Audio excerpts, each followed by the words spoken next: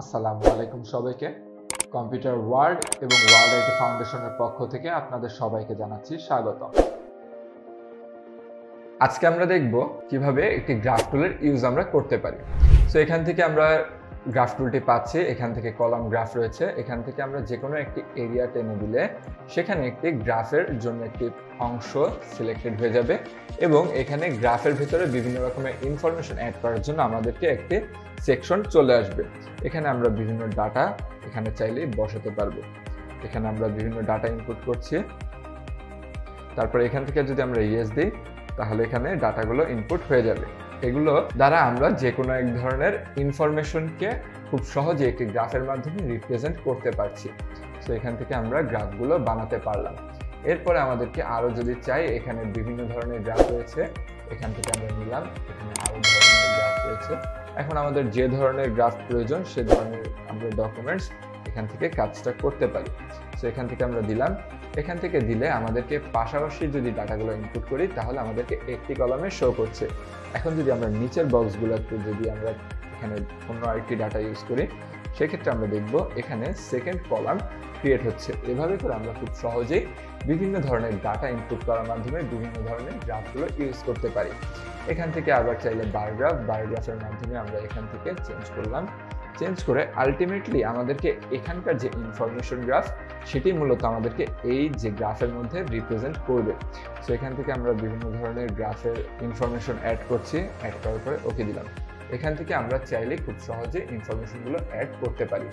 এরপরে আমাদেরকে যেখান থেকে পাচ্ছি এখান থেকে লাইন গ্রাফের ভিতর যদি আমরা যে কোনো একটি পয়েন্ট টানি, সো এখান থেকে 0 থেকে শুরু করলাম। এখন যদি আমরা এ বরাবর লাইন টানি, সো এখান থেকে এখান থেকে আমরা লম্বালম্বি ঘরগুলোতে আমরা ডাটা ইনপুট করছি, তাহলে এখানে আমরা চাইলে এখানে ভার্টিক্যাল লাইন ইনপুট আমরা করতে পারছি। এখানে খুব সহজেই আমরা কাজগুলো করতে পারবো। সো এখান থেকে আমরা এই গ্রাফের মাধ্যমে আমরা অ্যাপ্লাই করতে পারবো বিভিন্ন ডাটা। এখান থেকে ডাটাগুলো অ্যাপ্লাইয়ের পরবর্তীতে আমরা কোনো একটি ইনফরমেশন গ্রাফের মাধ্যমে সেগুলোকে রিপ্রেজেন্ট করতে পারবো। এরপরে আমরা এরিয়া গ্রাফের ইউজ করতে পারি, এরপরে আমাদেরকে পাই গ্রাফ ইউজ করতে পারি। সো পাই গ্রাফটা যদি আমরা দেখি, পাই গ্রাফ মূলত বৃত্তাকার একটি গ্রাফ। সো এখানে মূলত আমরা 10 নিলাম, এখানে 5 নিলাম, এখানে আমরা 3 নিচ্ছি, এখানে আমরা বিভিন্ন ডাটা নিচ্ছি।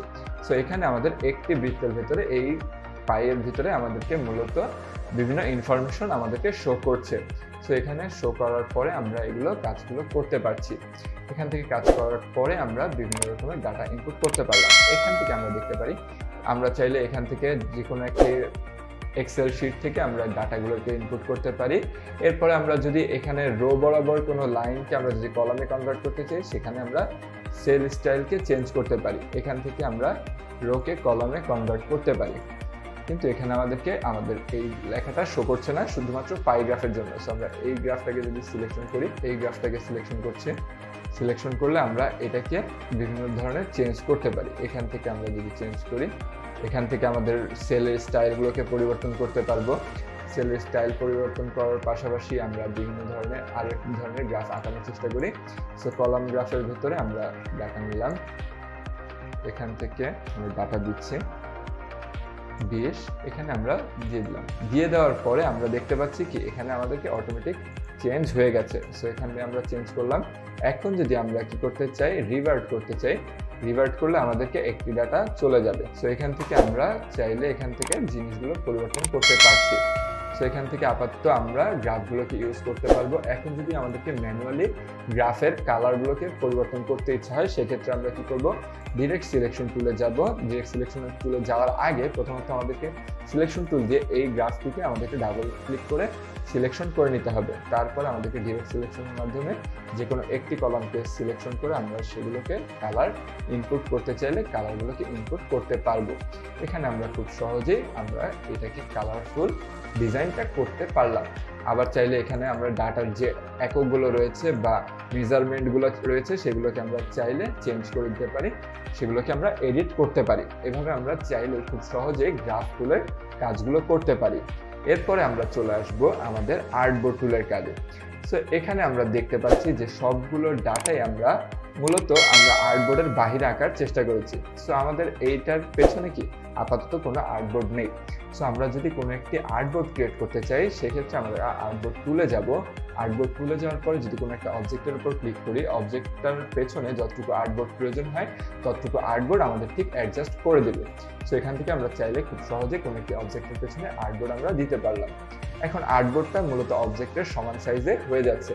এখন যদি আমরা র্যান্ডম সাইজের কোনো একটা আর্টবোর্ড বানাতে চাই সেক্ষেত্রে আমরা একটি ড্র্যাগ করব। ড্র্যাগ করলে আমাদেরকে একটি র্যান্ডম সাইজের শেপের মতো করে একটি আর্টবোর্ড ক্রিয়েট হয়ে যাবে। এখন র্যান্ডম সাইজের আর্টবোর্ডগুলোকে যদি আমরা সাইজ অনুসারে বসাতে চাই সেক্ষেত্রে আমাদেরকে কোনো একটি র্যান্ডম আর্টবোর্ড ক্রিয়েট করার পরে এখান থেকে ওপরে আমরা এখানে কাস্টমের জায়গায় আমরা যে কোনো শেপ বা মাপটাকে আমরা চাইলে চয়েস করতে পারবো। এখান থেকে আমরা ওরিয়েন্টেশন থেকে পোর্ট্রেট কিংবা ল্যান্ডস্কেপ করতে পারবো, কিংবা আর্টবোর্ডের নাম চাইলে আর্টবোর্ডের নামটাকেও পরিবর্তন করতে পারবো। এছাড়াও আমরা যদি কোনো একটি র্যান্ডম সাইজ অনুসারে আমরা যদি কোনো একটি আর্টবোর্ড ক্রিয়েট করতে চাই, সেখানে হাইট রয়েছে এবং ওয়াইড রয়েছে, সেখানে আমরা চাইলে খুব সহজে চেঞ্জ করে আমরা একটি আর্টবোর্ড বানাতে পারবো।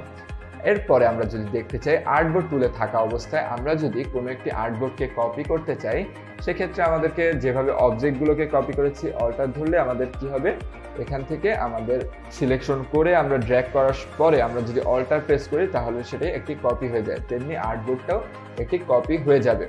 এখন যেটার ভেতরে আমাদেরকে অবজেক্ট সহ আর্টবোর্ড রয়েছে সেটাকে যদি আমরা চেষ্টা করি ডিলিট করার বা কপি করার, সেক্ষেত্রে আমরা আর্টবোর্ডটাকে সিলেকশন করলাম, অল্টার ধরে ড্র্যাগ করলাম। এখন অবজেক্টটার মতো করে কপি হলেও আমাদের আর্টবোর্ডে থাকা ডিজাইনটি সহ আমাদের কপি হয়ে গেল। এভাবে আমাদেরকে একটি আর্টবোর্ড সিমিলার সাইজে চাইলে আমরা কপি করতে পারবো উইথ অবজেক্ট। আমরা অবজেক্ট সহ আমরা চাইলে কপি করতে পারবো। কিন্তু আমরা যদি আর্টবোর্ডকে ডিলিট করতে চাই সেক্ষেত্রে আমাদেরকে ডিলিট বাটনটিতে প্রেস করতে হবে। সো আমরা ডিলিট বাটনে প্রেস করছি। এখানে আমরা খেয়াল করতে পারি যে আমাদের আর্টবোর্ডটি শুধুমাত্র ডিলিট হয়ে গেল, আমাদের অবজেক্টগুলো কিন্তু ডিলিট হলো না। সো আমাদেরকে আর্টবোর্ড কপি করার সময় আমাদের যে অবজেক্টটি সহ কপি হবে, কিন্তু আমরা যখন ডিলিট করব শুধুমাত্র আর্টবোর্ডটি ডিলিট হবে।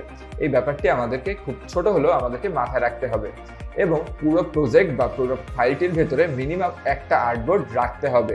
আমরা ডিলিট করলে দেখতে পাচ্ছি সবগুলো আর্টবোর্ড আস্তে আস্তে ডিলিট হতে শুরু করেছে, কিন্তু লাস্ট আর্টবোর্ডে এসে আমরা যতবারই ডিলিট বাটনে প্রেস করি না কেন সেক্ষেত্রে আমাদের আর্টবোর্ডটি ডিলিট হবে না, কারণ আমাদেরকে একটি ফাইল এক্সিস্ট করার জন্য মিনিমাম একটি আর্টবোর্ড আমাদেরকে ফাইলের ভেতরে থাকতে হবে।